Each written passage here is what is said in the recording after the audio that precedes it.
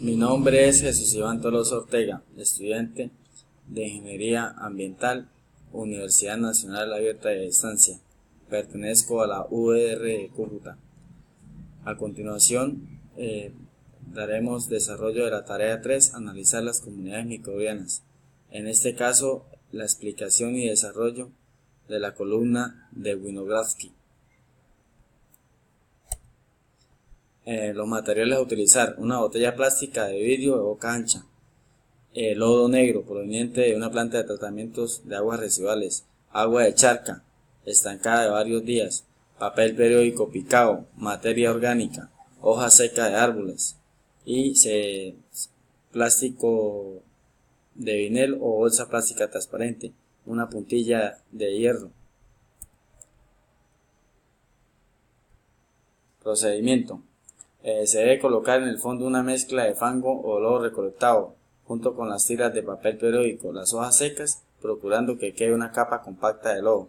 Agregar la puntilla de hierro, agregar cuidadosamente el agua de charca hasta que casi quede lleno el frasco, dejándolo unos 4 o 5 centímetros de espacio hasta al final del recipiente. Después tapar con un plástico para que quede de manera anaerobia o sellada. Preguntas: ¿Por qué se forman manchas negras de lodo en la columna? Se debe a la fermentación de la respiración interna aerobia de las mismas bacterias que se proliferan en el cultivo. ¿Por qué la parte superior de la columna es verde? Esta última parte de la columna es donde se proliferan las algas y las cianobacterias, gracias al oxígeno que oscila en esa parte de la columna, porque es la parte más allegada a la salida ya del recipiente. ¿Cuáles son las fases anaeróbica,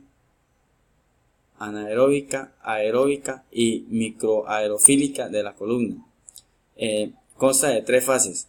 En primer lugar está la fase aeróbica, que es la parte superior de la columna. Ahí es donde, como pueden ver en la figura, se proliferan las algas y las cianobacterias. Estas son las que le dan un color verde o la producción de la lama de la misma. En la parte media de la columna tenemos la fase microaerofílica, que es la parte intermedia de la columna.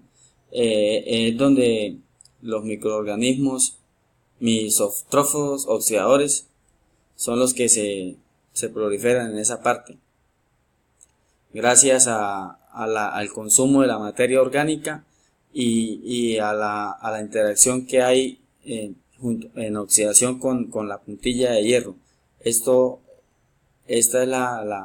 Son los microorganismos que se encuentran en esta fase. Y como por último tenemos la fase anaerobia. Como su palabra lo dice, es la última o el fondo de la columna, ya que en esa parte carece el oxígeno o puede ser nulo. Es donde se realizan la degradación del hidrógeno o del sulfato en esa parte. ¿A qué se debe el olor a huevo podrido en dichos sistemas? Se debe a la fermentación e interacción dentro del cultivo, ya que hay mucha proliferación de bacterias en descomposición, degradación y de materia orgánica e inorgánica. A eso es que se debe la producción de ese olor, por la descomposición de las bacterias y el metabolismo y la proliferación de ellas mismas. ¿Qué aplicabilidad tiene el experimento que le permite entender dentro del ejercicio de la ingeniería ambiental? Bueno, este experimento nos muestra de manera muy pedagógica y muy clara, diría yo, ya que nos damos cuenta de que en esta modalidad de cultivos podemos ver la producción microbiana que hay dentro de ellos, usando diferentes clases de residuos, como lo son aguas residuales, lodo y material orgánico. Además de eso, material inorgánico como la puntilla de acero. Son elementos que al conjugarse unidos y al estar en un recipiente en ausencia de aire, se ocurre una serie de cambios y de producción de bacterias que, como podemos darnos cuenta, pasó en el experimento en el transcurso del tiempo que lo obtuvimos. Muchas gracias, eso es todo por el momento en esta tarea. Espero encontrarnos en una muy pronta ocasión. Hasta luego.